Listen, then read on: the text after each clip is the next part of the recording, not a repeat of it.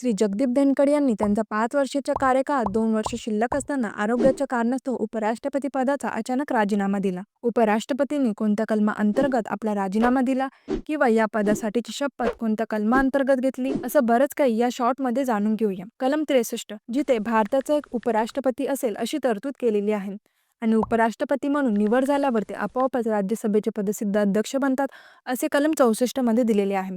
आणि कलम 65 मध्ये उपराष्ट्रपती हे राष्ट्रपती म्हणून काम करतील यामागची सर्व कारणे या कलम 65 मध्ये दिलेली आहे. उपराष्ट्रपती निवडून कसे येतात कलम 66 सांगतो. त्यांचा पदाचा कार्यकाळ 5 वर्षाचा असतो आणि बरीच काही माहिती कलम 67 मध्ये आहे. जसे की उपराष्ट्रपतींनी कलम 67 अ नुसार राष्ट्रपतींकडे राजीनामा सोपवला. आता हे पद राजीनामामुळे रिकामी झाले, त्यामुळे नवीन उपराष्ट्रपतींसाठीची निवडणूक शक्य तितक्या लवकर घेतली जाईल.